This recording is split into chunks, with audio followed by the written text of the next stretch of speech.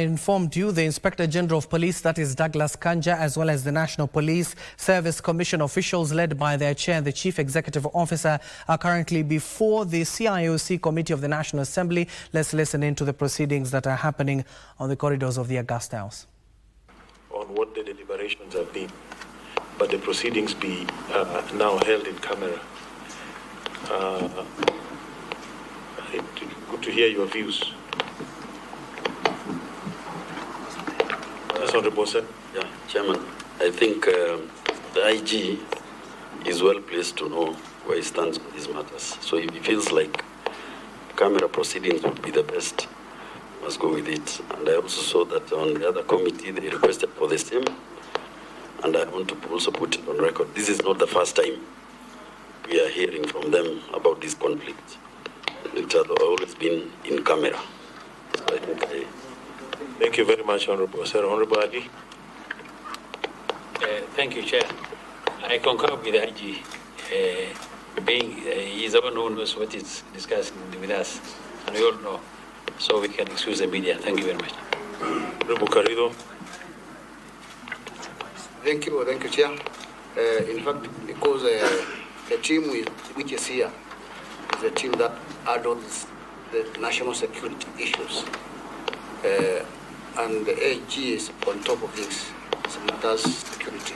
So if we request that we handle these issues away from the camera, it's okay. It's acceptable. Honorable Kitura, your hand. Yes, I would have given a contrary opinion. However, because we are very interested to really listen to the IG and the entire team, and if you feel indeed that the presence of the camera and everyone watching inhibit you from expressing this to us, then we can grant him that request. But at the same time, I still insist Kenyans really want to know the many things, the many issues that have been happening between the National Police Service and the IG's office. So in my view, well, for this one, we may grant the IG because we want to really get deep down and really understand. And in any case, we are the representatives of the people. Thank you, Chair. Honorable Kamket. Honorable Chair, I want to say this, that this is not the first time we are handling this matter. We had the former IG and his team, former commission. We had them in camera, but this matter has not gone away. So I hope that finally, because this is a matter of national interest, I hope that finally we are able to resolve these matters today, because there's a lot at stake.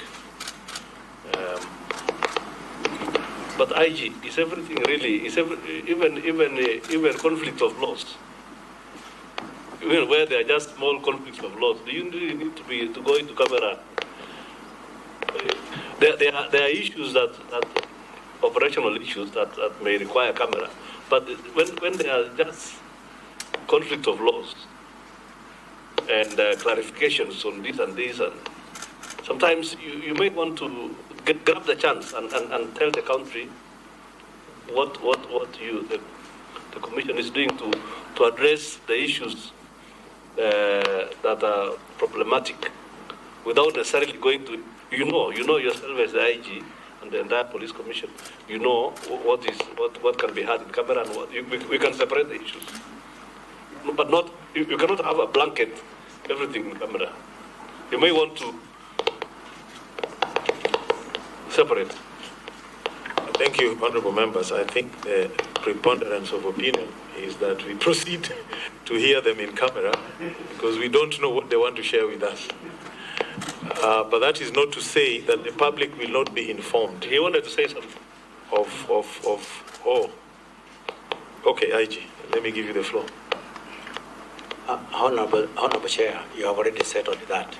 And Just joining us, that the Inspector General of Police appearing before the CIOC Committee of the National Assembly, and it will appear for a second time.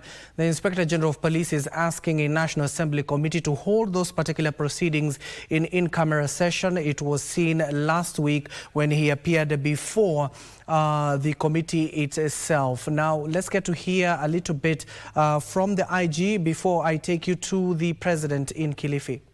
In the open. So it is only fair enough if we are given that opportunity so that you can be able to understand the issues, and then from there you can be able to make decisions based on that. Thank you very much, Honorable Chair. I think members of the press, you've heard what the agenda is, the 4 items, and we just want to emphasize this committee is our...